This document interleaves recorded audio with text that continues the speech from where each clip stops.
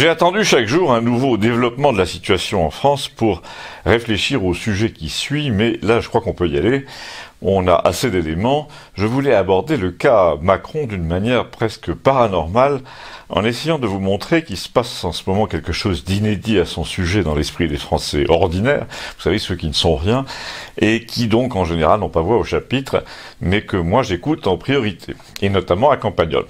Pour commencer, vous connaissez sans doute, j'imagine, la science, la technique, la croyance chinoise de ce qu'on appelle le Feng Shui, qui consiste à essayer de trouver la plus juste, la plus harmonieuse correspondance entre les êtres et les choses, l'architecture et ses habitants, la disposition des pièces dans un lieu et d'un lieu dans un quartier, etc. Eh bien, cette pratique, cette croyance met en avant l'existence d'une sorte d'harmonie cachée des choses et des êtres, ce qui laisse entendre qu'il peut exister aussi un défaut d'harmonie cachée, quelque chose de vicieux, de mal ordonné, dès le départ, dans l'organisation de ce qui nous entoure. Je prends cet exemple pour introduire une autre notion que les gens les plus simples ont parfois dans la tête. Ce sont les choses que l'on sent et celles que l'on ne sent pas.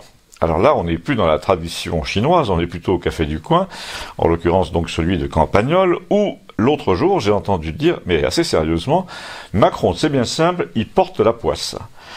En fait, je l'ai entendu dire il y a assez longtemps, dès son élection, par des gens de base, disons, qui disaient, je sais pas, mais ce mec-là, je le sens pas. Et ça, c'était le premier stade de la méfiance irraisonnée qu'il inspire. Ensuite, environ un an après son élection, quand on a essayé justement de raisonner un peu, et notamment moi, au bar de Campagnol, en essayant de repérer qui parmi nos villageois ne pouvait pas le sentir, le blairer, je me suis aperçu, et j'ai dit à Gustave, mon ami bouquiniste là, que les plus virulents à son égard étaient les mâles dominants, les chasseurs, les gens qui aimaient bien imposer leur point de vue. Et Gustave m'a répondu à cette époque, c'est normal, il se comporte en permanence comme un mâle dominant lui-même, malgré son jeune âge. Par exemple, la première chose qu'il a fait en arrivant, c'est de monter sur un véhicule de commandement et de virer le chef d'état-major des armées. La deuxième, il est monté en première ligne devant les supporters de foot pour dire on a gagné, on a gagné. Et ensuite, face aux critiques pour l'affaire Benalla, il a dit venez me faire chier, c'est moi qui assume, etc. Ensuite, il abaisse ses adversaires en permanence dans la discussion en leur disant vous n'avez rien compris, mais ça fait rien, je vais vous expliquer. Ou alors bougez-vous, poussez-vous, vous n'êtes que des feignants. Ou alors encore pire, si vous voulez réussir, vous n'avez qu'à faire comme moi, enfin des études, etc. Donc le mec se place sans arrêt sur le terrain de la rivalité parce que c'est un jeune coq, c'est-à-dire le contraire d'un vieux sage. Le vieux sage, lui, ne cherche pas à gagner une autorité sur autrui, il considère qu'il l'a déjà. Donc les gens en sont convaincus ou non, mais c'est une chose intime. Hein. Il est un chef par nature. Mais au moins là-dedans, dans ce cas-là, il n'y a pas d'affrontement. Et c'est là que la démocratie, me dit-il, est intéressante. Si on inspire l'autorité, on l'exerce, tandis que dans une démocratie faible ou inexistante, comme la nôtre, on a besoin d'imposer l'autorité avec une police, une justice aux ordres, et de noyer le discours de l'opposition dans une espèce de propagande permanente. Et là, Gustave m'a dit, tu es bien d'accord que depuis le début, il n'inspire aucun respect. Il cherche à te l'imposer, au besoin à coups de matraque, tout en descendant dans la foule de temps en temps pour dire je suis votre copain, mais en fait personne ne le croit. Les gens qui cognent, ça se respecte pas, et les gens qui te tapent sur le ventre non plus. Or justement, il fait les deux alternativement. Et ce qui se passe depuis un an, me dit-il, c'est qu'il a les gilets jaunes sur le dos, qui sont la quintessence des dominants insatisfaits, d'ailleurs mâles et femelles, qui ne peuvent pas supporter son côté « je sais tout, je fais ça pour votre bien, vous me remercierez plus tard ».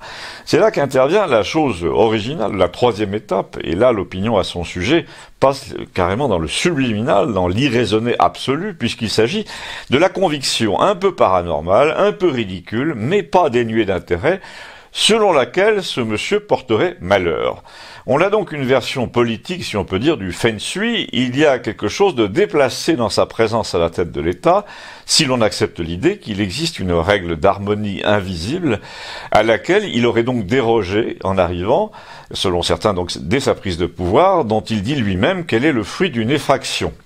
Le côté « je le sens pas ce mec », on est bien obligé de le dire, correspond à un certain nombre de faits qu'on peut appeler funestes, et au nombre desquels figure par exemple et d'abord l'incendie de Notre-Dame. Ça n'a l'air de rien, mais cet épisode atterrant, dont nous ne connaissons toujours pas l'explication réelle, et dont nous ne croyons pas l'explication officielle, a été perçu, même par les athées, comme une sorte de symbole général du malheur qui affecte le pays entier. Et c'est comme dans les familles qui se haïssent, il arrive souvent un événement extérieur qui est comme la cristallisation d'un malaise invisible. C'est un accident, c'est une maladie, etc. Et là, on peut dire que le malaise a été visible à des kilomètres, et c'est pareil, ça a été pareil pour l'usine Lubrizol, l'usine chimique de Rouen. Il y a là une sorte de métaphore visuelle récurrente du désastre collectif. Vous savez, le panache de fumée, les incendies de voitures, les véhicules retournés, les centres-villes noyés par la fumée lacrymogène, les foules dans les rues, tout ça participe de la même impression de désagrégation. Et pour finir, il y a ce fameux fléau mondial qu'on ne peut même plus nommer, qui parle à l'imagination des gens en ce moment et qui leur dit « tous les maux vous tombent dessus parce qu'en fait quelqu'un les attire ».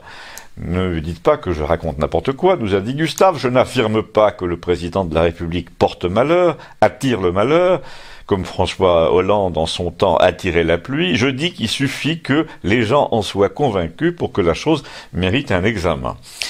Et qu'est-ce qui nous dit que les gens en sont convaincus? Eh ben, ça, c'est moi qui vous le dis, a dit Gustave. Je l'ai observé. Ils disent, avec un président pareil, c'est pas étonnant qu'on ait des ennuis à répétition. Et c'est là que je voulais en venir. C'est là que je m'interroge. Tout se passe comme si les gens avaient encore une sorte de conviction intime venue de l'Antiquité, d'une période biblique de l'humanité, selon laquelle il existe des personnages publics qui offensent les dieux. Et qui ils peuvent provoquer le malheur de leur peuple parce qu'ils sont marqués par une faute originelle. Alors, dans le cas du président français, les fautes originelles ont été assez nombreuses. Je passe rapidement sur sa situation matrimoniale, qui a un côté indéniablement transgressif et qui a été perçu comme tel par une moitié de l'opinion, si c'est pas les trois quarts. On peut quand même dire qu'il a de très mauvais rapports avec ses parents, ce qui, dans l'histoire, n'a jamais été le propre des personnages publics équilibrés. Mais on peut surtout dire qu'il a bouleversé ce qu'on appelle les codes dans la plupart des domaines. Pour commencer, au lieu de vaincre son adversaire, il le fait systématiquement trébucher par justice interposée ou avec une affaire plus ou moins scandaleuse. Ensuite, il triche en bénéficiant d'un soutien artificiel de la presse, nous l'avons vu. Enfin, il fait passer la plupart de ses décisions à coups de mensonges, de demi-mensonges, il tord la réalité.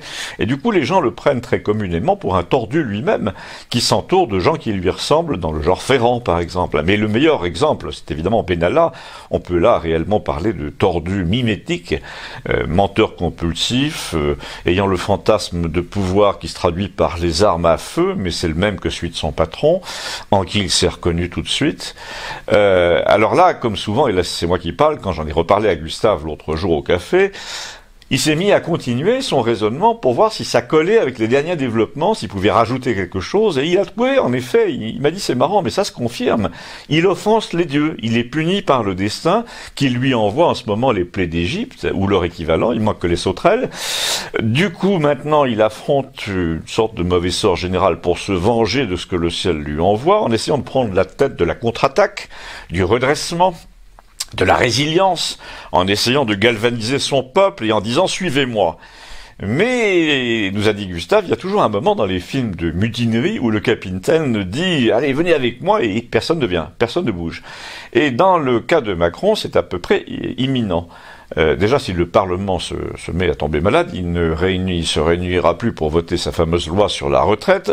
Ensuite, si des membres du gouvernement deviennent malades à leur tour, enfin un peu plus qu'ils ne l'étaient avant, on n'est pas sorti de l'auberge. Donc il y a toujours un moment dans ce genre d'histoire, a conclu Gustave, qui lisait beaucoup de livres et beaucoup de romans d'aventure, il y a toujours un moment où la communauté, le groupe décide de sacrifier l'un des siens, celui qui provoque la colère des dieux, et où il se rend compte, le groupe, qu'il y a quelqu'un dans les rangs qui attire la foudre, et que pour retrouver la paix, il convient de l'éloigner, de l'écarter.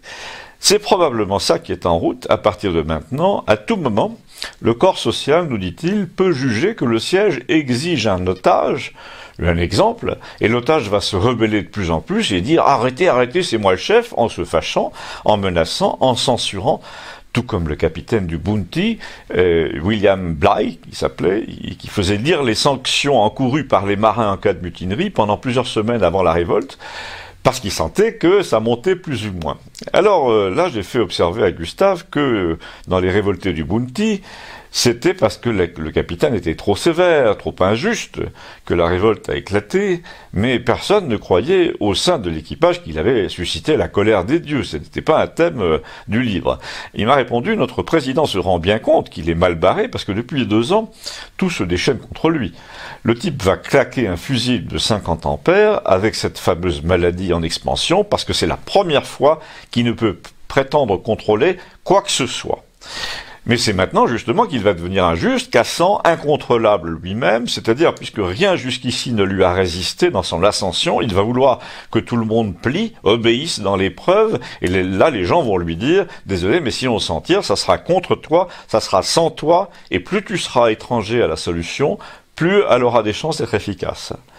Nous avons eu, après cela, au café de Campagnol, l'inévitable réaction de l'abonné au Monde qui passait, qui nous parle toujours d'état de droit, etc., et qui avait l'air de dire que rien de tout ça n'était ni vrai, ni vraisemblable, que tout allait revenir à la normale, mais il croyait tellement peu qu'il a envisagé quand même le cas inverse, en disant, puisque tu es si malin, tu vois qui à sa place.